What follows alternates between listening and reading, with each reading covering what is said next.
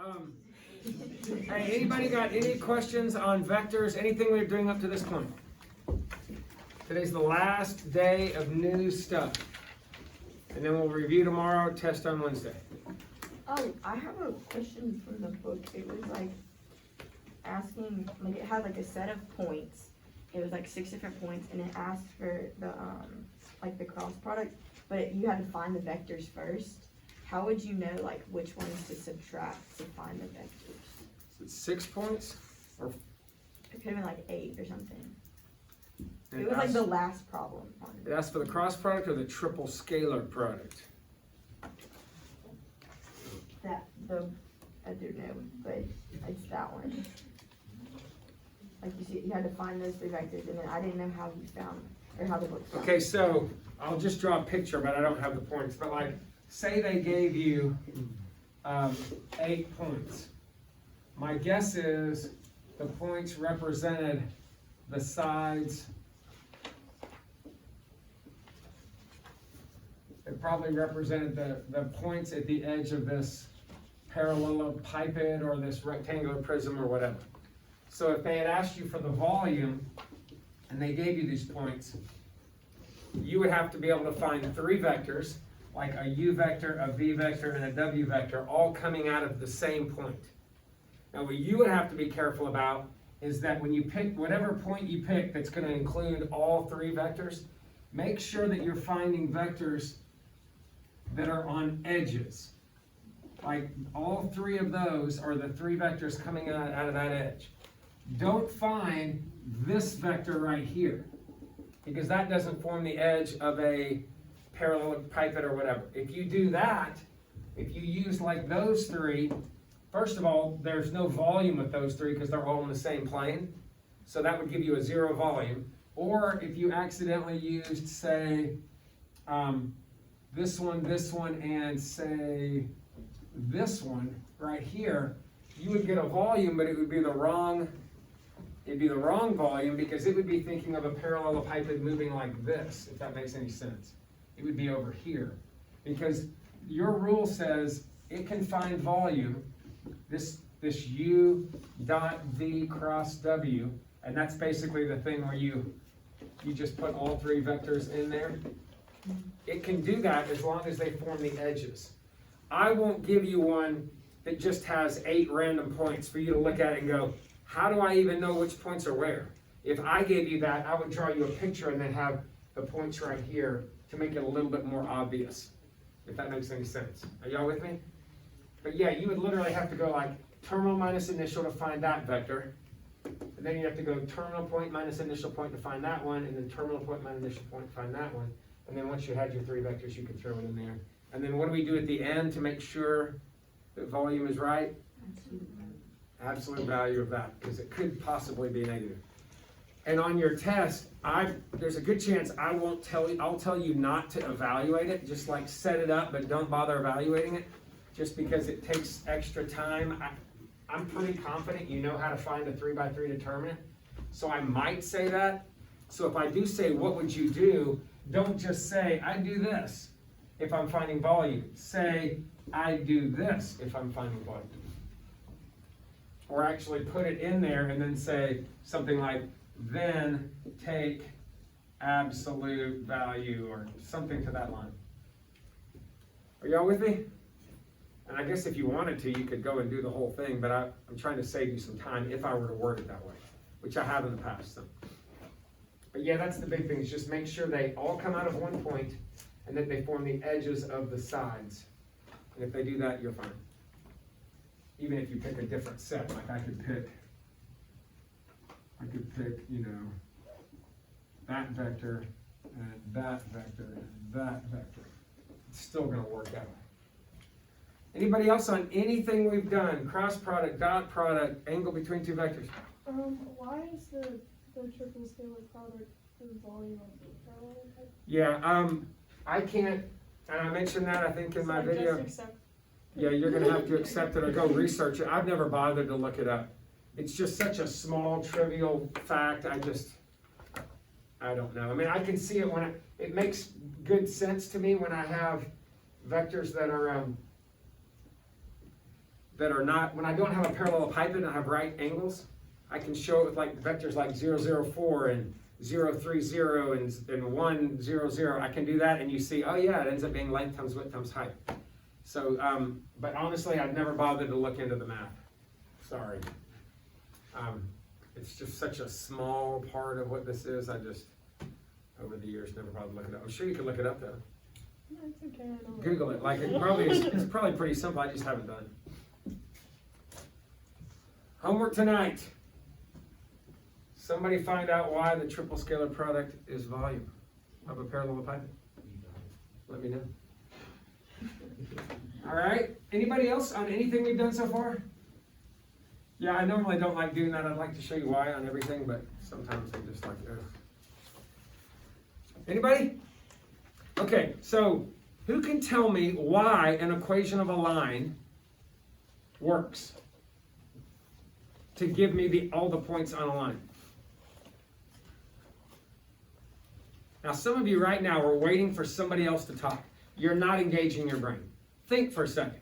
Why does an equation of a line work? Like, you know, equation of a line involves what? Two major things. A point and a slope. Could be a y-intercept, but a y-intercept's a point, right? Point and a slope. Why does it work? Because you can plug in anything and get it in. Okay, maybe I'm not answering a good question. When you think about sketching a line, okay, and you have an x and a y coordinate plane, right? And you're finding y through some formula, right? I mean, ultimately, we got lots of formulas like this, right? And we've got this. But regardless, when you're sketching it, you're starting at some point, whether it's an x-intercept, a y-intercept, an x-intercept, some random point. What are you doing consistently as you move along this line? You're rising and running like the same. I'm rising and running some proportional value. Whether it's a whole number value like up 2 over 2, whether it's up 1 over 1, where it's up a half over half, up a 0.1 over a 0.1, whatever it is, you're starting and you're moving along consistently from one point along to the next, right? And if I do that consistently, whether I'm going positive, positive, negative, negative, or whatever the line's doing, I can get to every single point on here. The problem is, when I get to 3 dimensions, I have more issues, don't I? Because you just said you're doing the same rise over run, that's a slope. That only involves 2 dimensions. So when I get to 3 dimensions, I've got trouble. Well, tell me this, and that's okay, we'll get into that. We actually dabbled in it a little bit. I don't know if you remember when we were doing matrices and we were solving, sometimes we got that situation where we had an infinite number of solutions. It doesn't really matter, I guess, but sometimes we had to write our answers. Do you remember when we had to write our answers all in terms of z? Like z minus 1, 2z plus 1. Do you remember, does that vaguely remember this? We were solving systems of equations with matrices. That's called a parametric equation. That's how you move through 3 dimensions. And there's a way to write parametric equations that we haven't got to yet that we're going to get to quickly. But anyway, this is a system of 3-dimensional lines.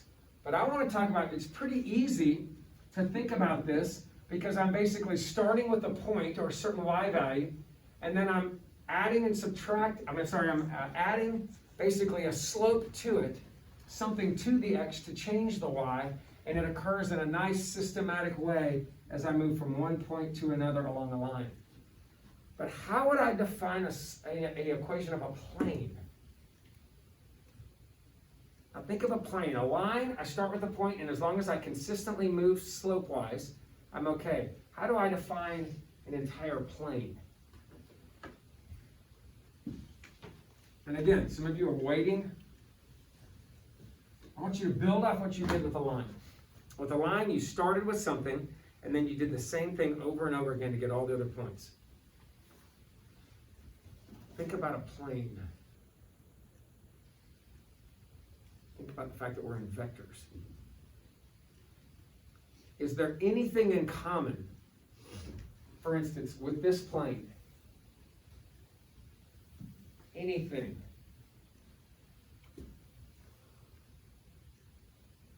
there any one thing that we've just talked about that no matter where I went on the plane, do what?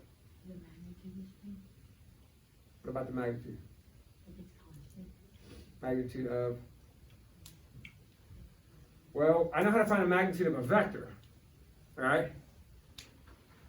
Think about vectors. What do you know about vectors in this plane? Is there just one?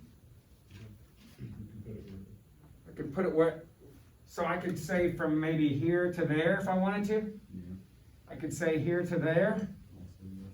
So there's all kinds of vectors, and they don't have to come out of here, right? I mean, they could be any length or whatever moving along this thing. And again, since vectors can be moved, they don't have location, right? They just have magnitude and direction. I mean, this vector could have been over here. This one could have been over here. That one could have been over here. But there's zillions of vectors. And as long as they're in this plane, there's something in common with all of these.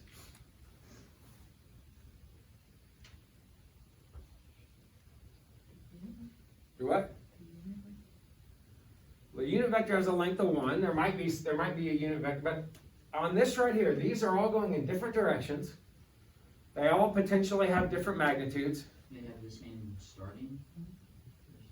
These do, but I don't have to write them like that, right? I could draw these, but there's some vector, right? I could have vectors moving everywhere, but there's some vector that has the same thing in common with all of these. Actually, that might be true, although I'm not going to get anywhere with that, but because it doesn't have magnitude or direction, but we kind of just talked about it with cross product. What does cross product do for us? What does it do when you take a cross product? It gives you the one that's Oh, perpendicular. Gives you the one that's perpendicular to those two.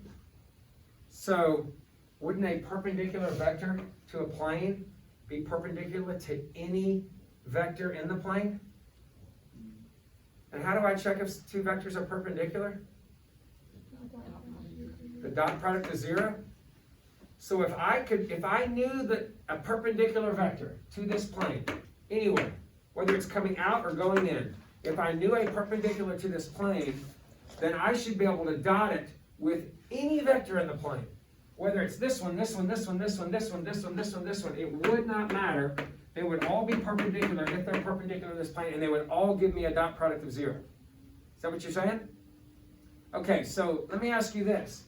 If I call, say, this point, I'm going to call that point, like pretend I knew it. So I'm going to call that point x1, y1, z1. And I'm going to name it x1, y1, z1 to actually suggest that it has a value. Okay? Let me get rid of these other two random ones. And again, I'm recognizing that these vectors could be anywhere, but I'm drawing them here just to illustrate my point. Okay? And let's just say this perpendicular vector,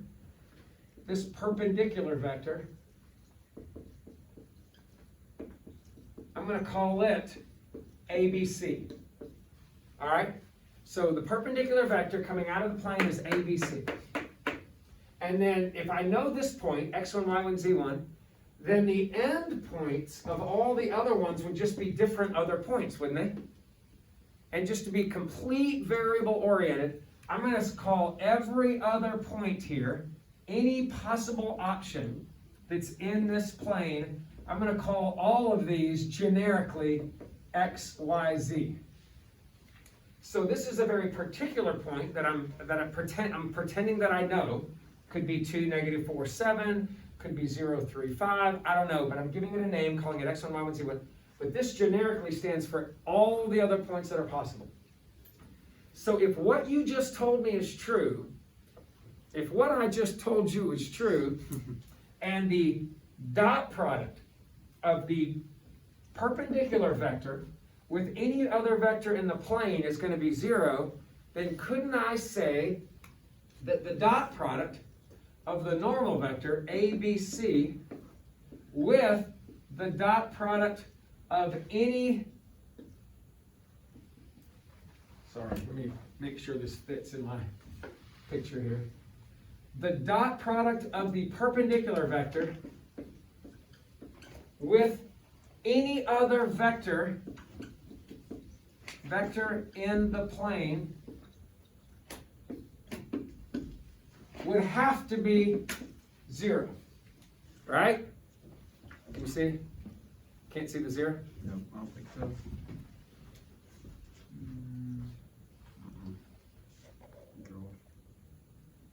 Oh, way off. Well, they know now. There we go.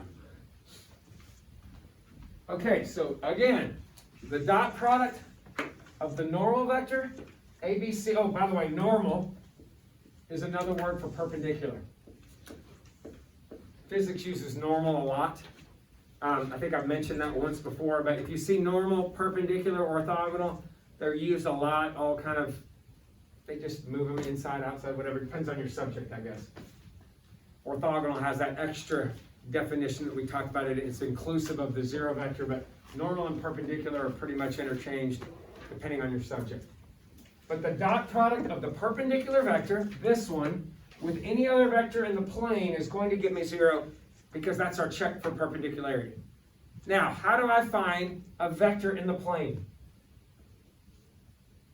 Well, we've been finding that terminal minus initial over and over and over, haven't we?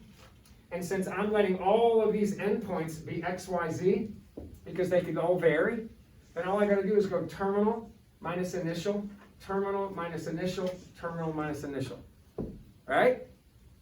So I'm going to let x minus x1, y minus y1, and z minus z1 stand for my vector that's in this plane, and it could be anything depending on where it ends. So that's a generic representation of all the vectors in the plane. So, how do you do the dot product?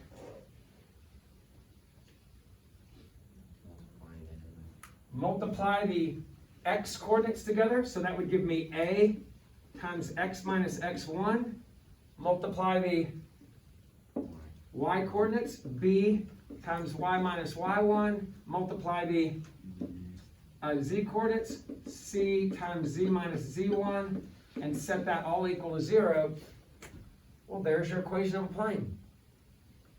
And if I clean it all up by distributing my a, my b, and my c, remember, I don't know x, y, z, so I'm going to be left with ax plus by plus cz, because I don't know that x, y, z. That could be any point, but we said we were pretending we did know that one. And if I do know that one, there would be numbers here, right? And there would be numbers for a, b, c. So what happens when I multiply these two together, and these two together, and these two together, is I would get 3 constants, wouldn't I? And I could add those constants up, that, and get a new constant we call d. And that is your standard form for an equation of a plane.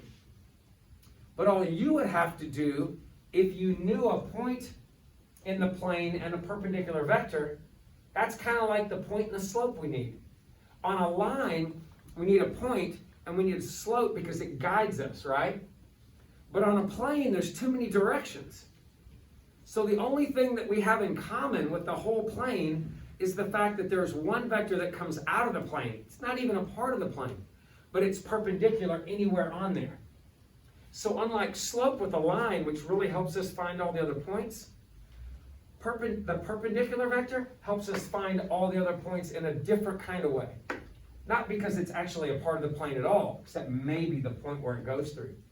But because it's perpendicular anywhere, I use that definition of, well, if the ABC vector is perpendicular anywhere, then a dot product with it and a vector in the plane would always be 0.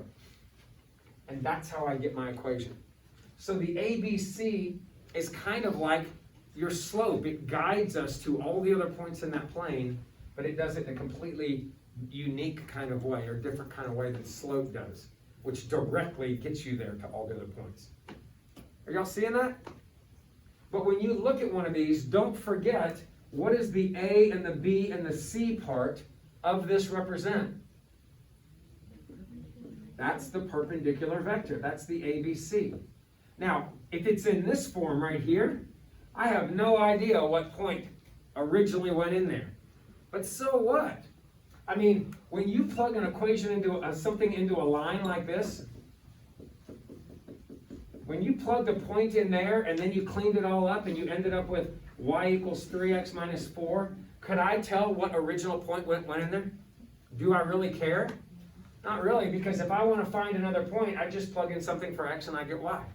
And I can get lots of new points. Same thing here.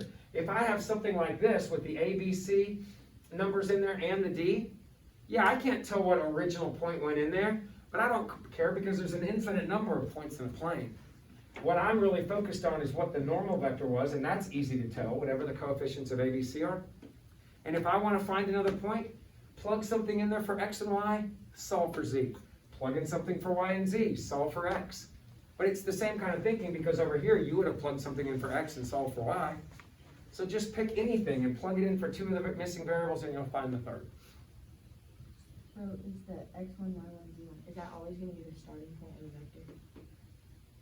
Yes, in our proof, the x1, y1, z1, we're just picking any random point, right? Any random point in a plane, whether it's here or here or here. I could draw an infinite number of vectors out of it, right? So we're just saying, hey, there exists some point in the plane, which would work for us. So what you might be asked is you might be given something like this. Hey, let's just say there's a point 2, -3, 5 in a plane. And then I say, and a normal vector to the plane, the normal vector to the plane is -1, 4, 7. And I say determine an equation of a plane.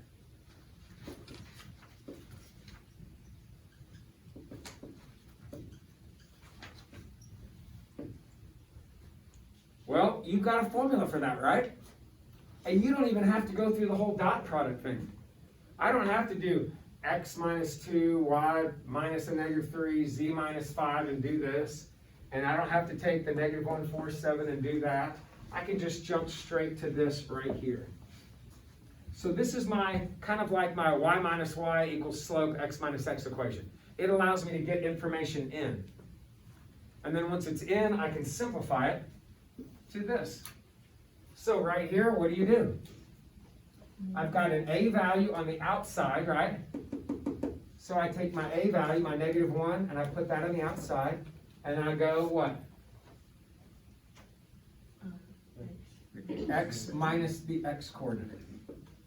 Right? And then I take my b value, my +4, and I go y minus the y coordinate, which changes that to +3. And then I take my c value, my 7, and I go z minus the z coordinate. And I set that equal to 0, and that is my equation of a plane, although it's not simplified, and we always want to simplify stuff, right? So at this point, I distribute it all out, and I get -x plus 2, 4y plus 12, 7z minus 35. And like I mentioned before, you're going to have this x, y, z term. X, y, z. But there's this d value, and the d value is what? Just the sum of all the other constants. So I take that 14 right there, the 12 and the 2, I add it to the -35, that gives me a -21. And there is my equation of a plane. Now, we always like to write our equations in, if you remember standard form of a line, what were the conditions of standard form of a line? Do you remember them? We talked about standard form being like ax plus by equals c. Can't have fractions or decimals. I'm good there. What else? The x is typically positive. The x, actually x being positive isn't a rule, but it's good form. It's kind of like nobody's going to prison for chewing with their mouth open, right? But it's good etiquette. But I'm not going to actually count it wrong because I've never seen that listed. If you find it somewhere, I'll start counting it wrong, I guess. But I've looked through books and never seen that that has to be positive. But I have also seen almost every single answer on the planet always be positive. So even though it's not an official rule, I tend to multiply through by a negative just because it's good math etiquette. But there are a couple, there's one other thing other than decimal, no decimals, no fractions. The constant needs to be, The what? does the constant need to be moved over? Actually, that's a good point. On standard form of a line, we do want to move the constant over. But on standard form of a plane, we like it with that on this side. So we want it equal to 0. There's one other thing. I'll give you a hint.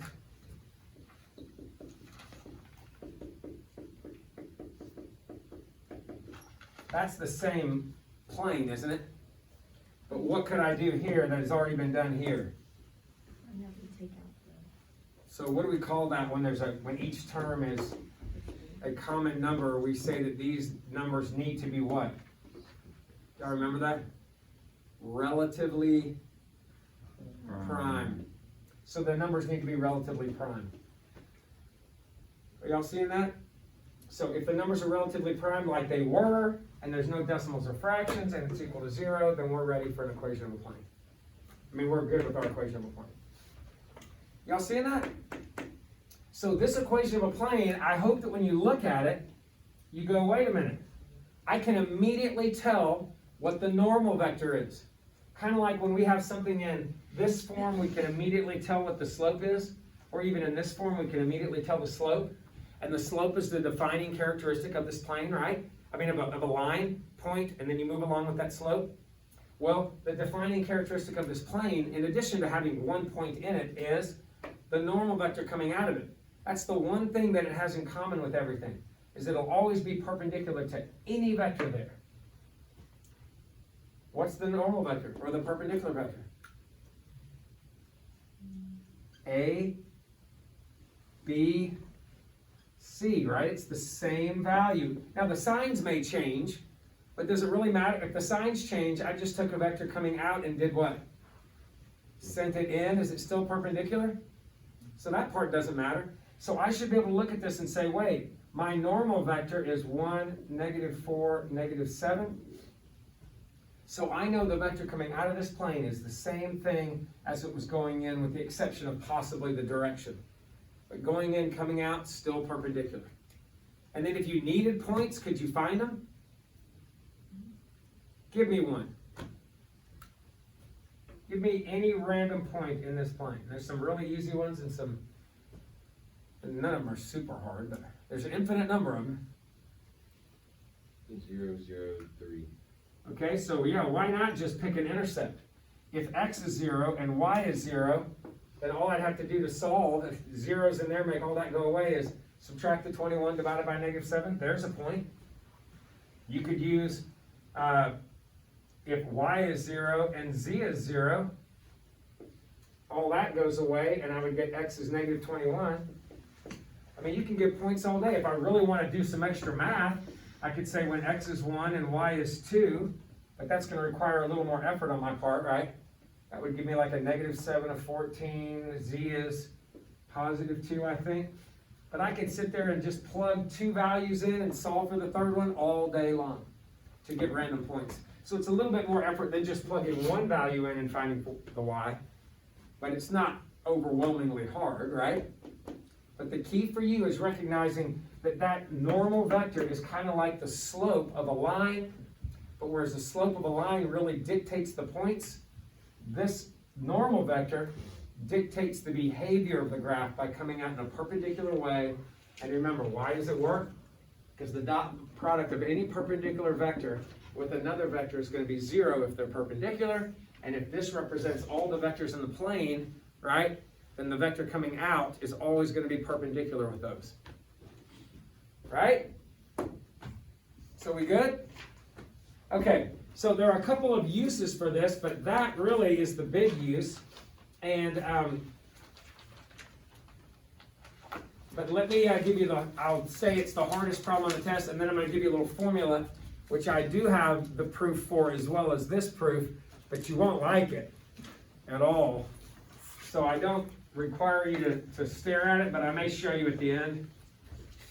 And took me a while to figure this out. I wrote it down so I won't forget it. But but this little formula I'm going to show you is how you can use a vector but if you use the formula, you won't even know that you're doing this. But how to find a distance from a point to a plane. And you could also use it to find the distance from a point to a line. Although we have other methods of doing it, this way I'm going to show you is super easy, but I'll come back to that. Okay, so the hardest question I could possibly give you on this test is this. Determine, and it has nothing to do with that, I'll come back to this. Determine the equation of a plane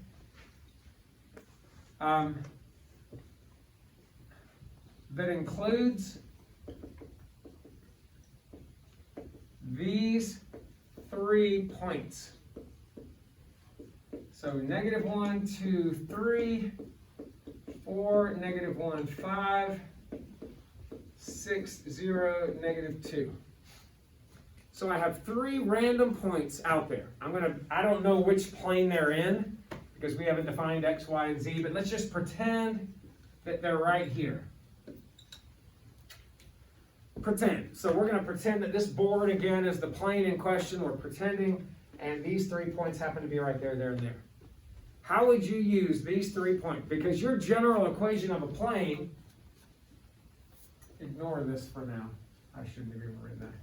Remember, here is my general equation of a plane, right?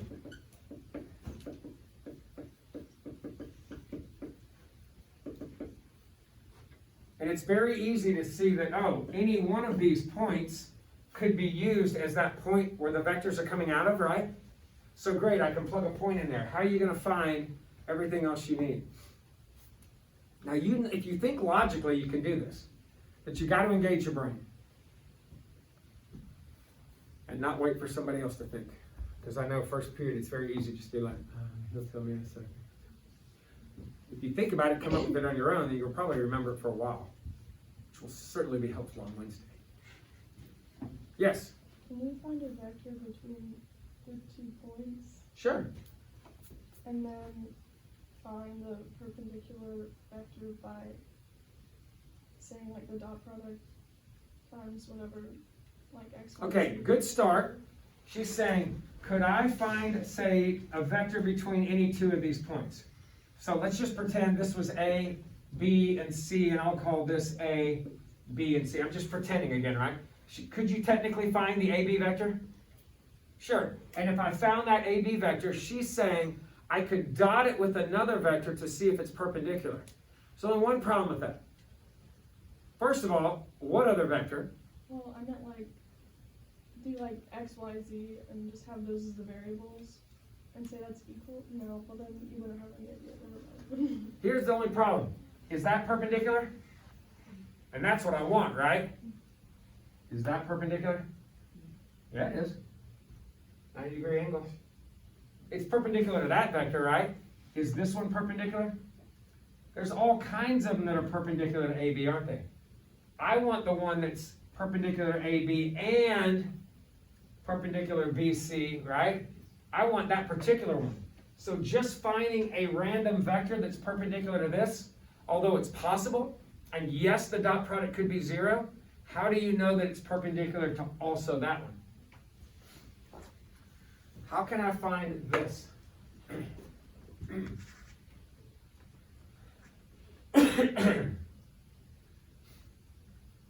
Haven't we learned a way to find a perpendicular vector?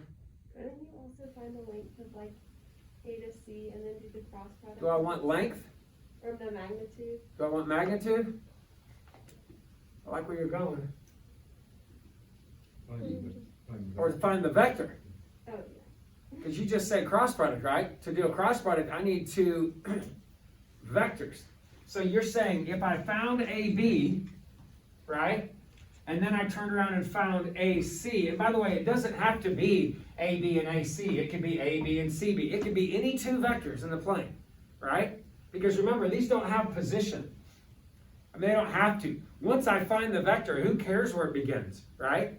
So even if I found AB and BC, I could take these now that they're in vector form and put them together and I could cross them. So if I could find AB, which I can, and I could find AC, which I can, and I crossed them, when you do the cross product, what does it find? It's perpendicular to both of them. And if it's perpendicular to both of them, then it's also perpendicular to anything else in that plane because these two vectors are already in the plane. You y'all seeing that? So let's do it. How do I find AB? Terminal minus initial, and guess what? If there's ever a time to screw that up, it would be this time. Because if I go terminal minus initial, it gives me this vector. But if I did initial minus terminal, it would give me that one. But is it still a vector in the plane? No. It is. So you would actually be okay. Although you might lose a half a point for actually lying and saying that AB was BA, but it would still work for you as far as your end result. Okay, so AB, I'm gonna go B vector minus A vector, 5, -1, -2, -3, 5, -3, 2. And there's my AB vector. Right? And then I'm gonna turn around and find the AC vector. So again, terminal minus initial 7, terminal minus initial -2, terminal minus initial -5.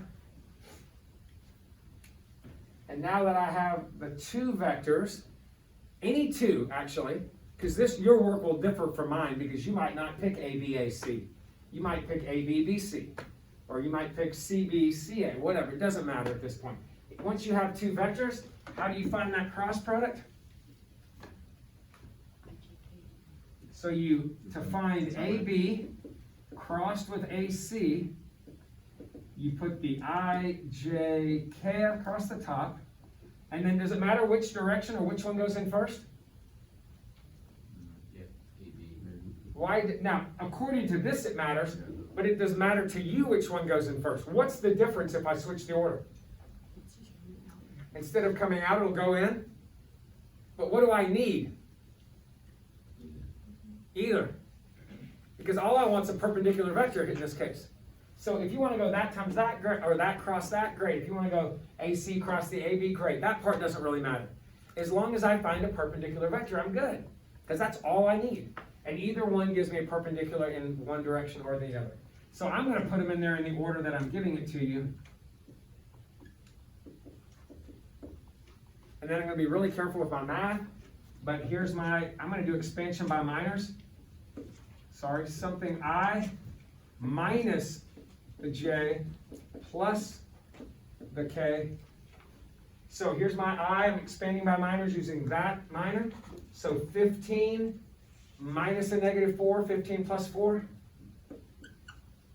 And then for the J vector, I'm using its minor, which are these four numbers.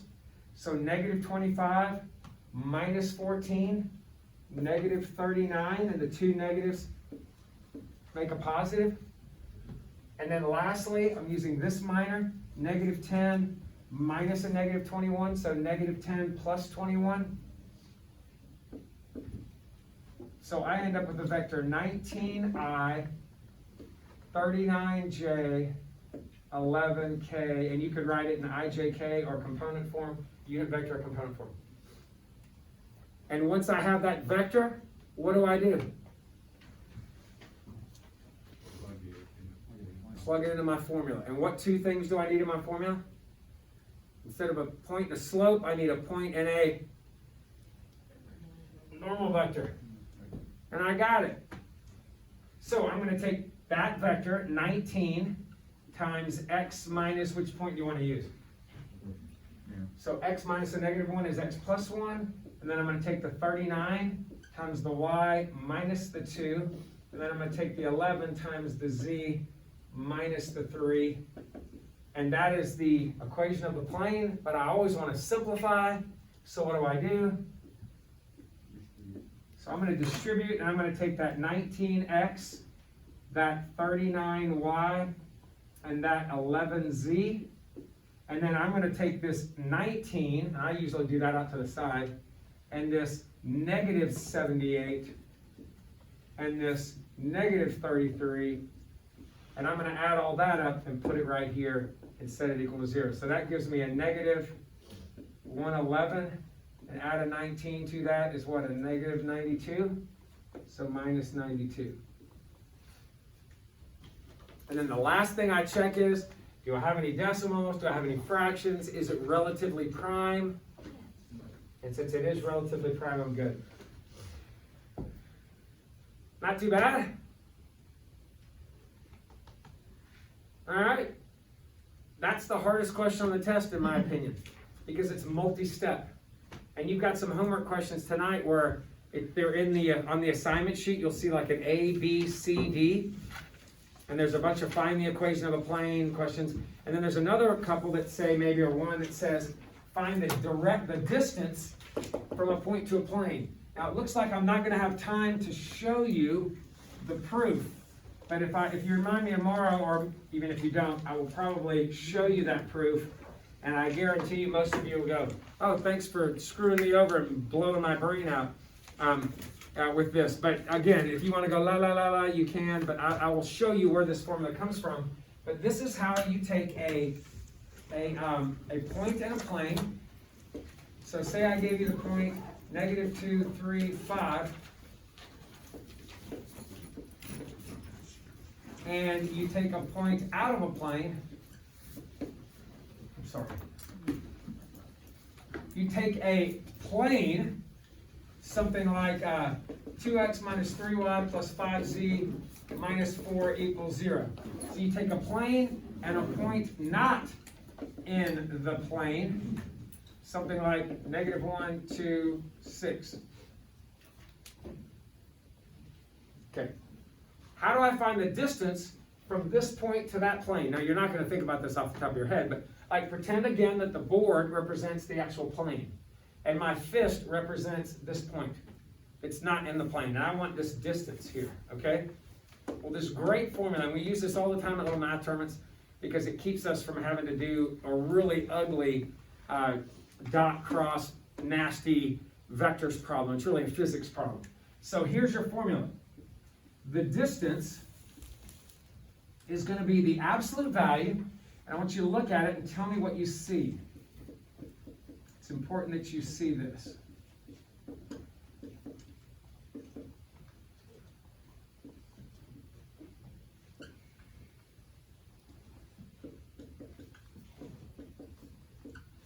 Now, what do you see in the numerator? Plane. It looks like the equation of a plane. But the equation of a plane doesn't have x1, y1, z1. What do you think goes in for the x1, y1, z1? The point that's not in the plane. So this represents the x1, y1, z1. So basically you take your equation of a plane and you write it down, but instead of having x, y, z there, you take the point and you plug it in. Now, what do you see on the bottom? This is where people mess it up. What's the bottom? It's the perpendicular vector to the plane, not the point. Every year I see people take the point and plug it there, and then they take the point and plug it there. That's the ABC. That's this part. Are you with me? So if I was doing that here, I'm going to say, all right, the distance is going to be the 2 times the negative 1 minus the 3 times the positive 2 plus the 5 times the 6 minus the 4. But in the denominator, what am I going to have? 2. Not the xyz, but the ABC, the 2 squared, the negative 3 squared, and the 5 squared. And I'm going to clean all that up, and the absolute value says make sure it's positive, and that's going to be my distance from a point to a plane. And the really nice thing about that is, if I wanted to find a distance from a point to a line, the only difference would be a line wouldn't have that component or that component, right? So all I would have to do is do the exact same thing, it just doesn't have these components in there. I could still go, there's my equation of the line, plug the point in, and then take the A and the B, square them on the bottom, add them together and square root them, and now I have an equation from a point to a line, which is a whole lot easier than the alternative, which really takes a lot of steps. Are y'all seeing this? Hey, do your homework, see what you can do, and then come back and ask me tomorrow. Talk to you tomorrow if we have any questions, and we'll iron out any wrinkles. And guys, if you still don't know your formulas and how to do all this stuff, please be reviewing that. This is a great chance to study a day ahead so you can take this review sheet as a practice test. Really good chance to get a good grade on this one.